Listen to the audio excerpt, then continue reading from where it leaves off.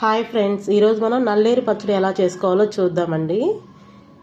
ఇంతకుముందు మీరు వినే ఉంటారు, నల్లేరుపై నడక సాగినట్లు అనే సామెత. ఆ నల్లేరు తీగ ఇదేనండి. ఇది బోన్స్కి చాలా మంచిది, అన్ని విధాలా చాలా మంచిదండి. దీని షేప్ చూడడానికి కూడా జాయింట్స్గా ఉంటుంది, బోన్స్ లాగా. ఇదిగో ఇలా లేతగా ఉన్న తీగలను మాత్రమే తీసుకోవాలండి పచ్చడి కోసం. మనం చివర్లో వస్తాయి కదండి లేతగా, అలాంటి తీగలు అయితే పచ్చడికి చాలా బాగుంటుందండి. ఇదిగోండి నేను చూపిస్తున్నట్లుగా ఇలా లేత తీగలను మాత్రమే తీసుకోవాలి. నల్లేరు తీగలను ఇదిగోనండి ఇలా కట్ చేసుకొని వచ్చానండి. ఇవి చాలా లేతగా ఉన్నాయండి. ఇదిగో ఇలా లేతగా ఉన్న వాటిని కట్ చేసుకోవాలి. ఇవి పచ్చడికి చాలా మంచిగా ఉంటుందండి. ముదిరివి అయితే కొంచెం అంటే గట్టిగా ఉంటాయి, అలాంటి వాటినే వద్దండి. ఇవి లేతగా ఉన్న వాటిని మాత్రమే మనం పచ్చడికి తీసుకోవాలి. వీటిని ఇప్పుడు మనం క్లీన్ చేసుకునేటప్పుడు చేతులకి కొద్దిగా ఆయిల్ అప్లై చేసుకొని క్లీన్ చేసుకోవాలండి. ఇదిగోనండి ఇలా చేతికి ఆయిల్ అప్లై చేసుకున్న తర్వాత వీటిని క్లీన్ చేసుకోవాలి. ఎందుకంటే కందకి మనకి దురద స్వభావం ఉంటుందంటారు కదా, అలాగే వీటికి కూడా కొంచెం చేతులకి దురద వస్తుందండి. అందుకని వీటిని క్లీన్ చేసుకునేటప్పుడు చేతికి ఆయిల్ అప్లై చేసుకోవాలి. ఇప్పుడు వీటిని క్లీన్ చేసుకోవడం చాలా ఈజీ అండి. మనం ఇలా సైడ్స్న 4 సైడ్స్న ఉండే వీటిని తీసేయాలండి. చాక్తో ఇలా తీసేసుకుందాం. ఇలా చాక్తో ఇలా ఈజీగా తీసేసుకోవచ్చు.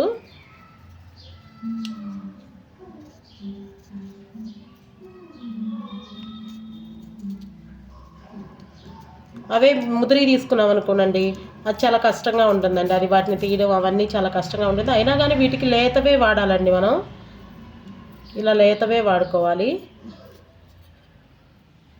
వీటిని చిన్న చిన్న ముక్కలుగా కట్ చేసుకొని మనం వాటర్లో వేసుకుందాం.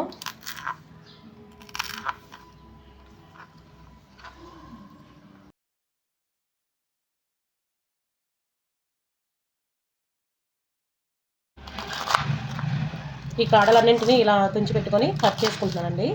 వీటన్నింటినీ ఇలా కట్ చేసుకొని నీళ్ళలో వేసుకుందాం.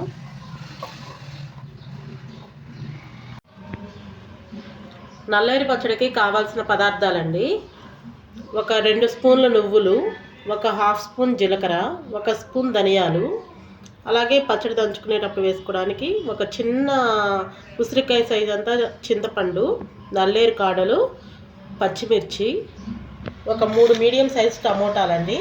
ఫైనల్గా ఇదంతా పచ్చడి చేసుకున్న తర్వాత పోపు వేయడానికి పోపు గింజలు 1 టీ స్పూన్ అండి. స్టవ్ వెలిగించి ప్యాన్ పెట్టుకున్నానండి. ధనియాలు, జీలకర్ర, నువ్వులు వేసి వేయించుకుందాము.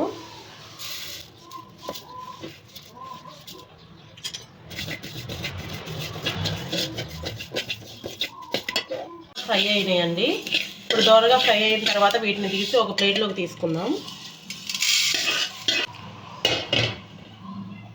స్పూన్స్ ఆయిల్ వేసుకుందామండి. ఒక 2 టేబుల్ స్పూన్స్ ఆయిల్ వేసుకుందాం. ఆయిల్ వేడెక్కిన తర్వాత ఇందులోకి మిర్చి యాడ్ చేసుకుంటున్నానండి.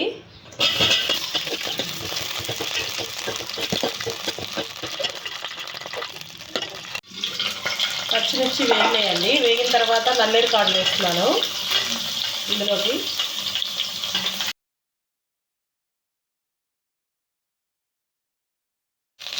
ఇప్పుడు అవి కూడా వేగాయండి. ఇప్పుడు టమోటాలు వేస్తున్నాను.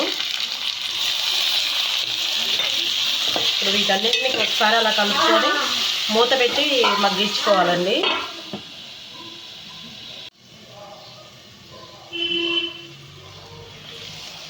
ఇప్పుడు మూత తీసి చూస్తే ఇలా ఉందండి. 5 మినిట్స్ తర్వాత ఇంకా కొంచెం మగ్గితే మనం పచ్చడి దంచుకుందామండి. ఇలా మగ్గిపోయినాయండి మంచిగా. ఇప్పుడు వీటిని తీసుకెళ్ళి రోట్లో దంచుకుందామండి.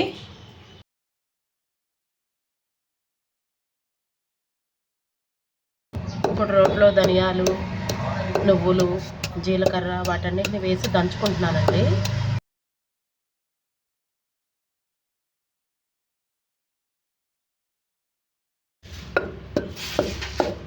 ఇలా మెత్తగా నూరుకున్నామండి. వీటిలో ఇప్పుడు ఒక 5-6 వెల్లుల్లి రెమ్మలు వేసుకొని దంచుకోవాలి. పచ్చిమిర్చి వేసుకొని ఫస్ట్ దంచుకుంటున్నానండి. పచ్చిమిర్చి మళ్ళీ ఎగిరి పడకుండా దంచుకోవాలి ముందే.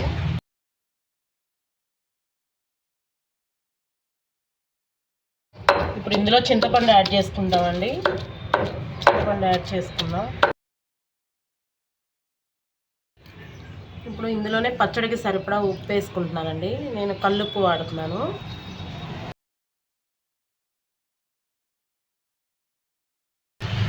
ఇప్పుడు టమోటాలు, నల్లేరు కాడలు మిగిలినవన్నీ వేసేసుకొని దంచుకుందామండి.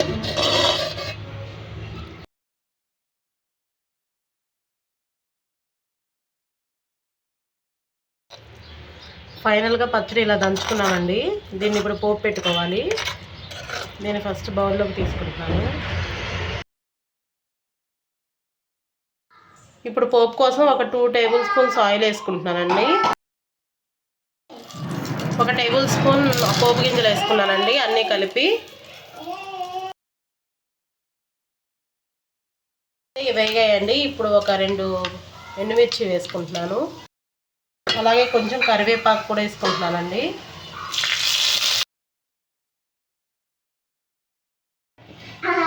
పోపు గింజల్ని పచ్చడిలో వేసుకున్నానండి. ఫైనల్గా అయితే పచ్చడి ఇలా రెడీ అయిందండి.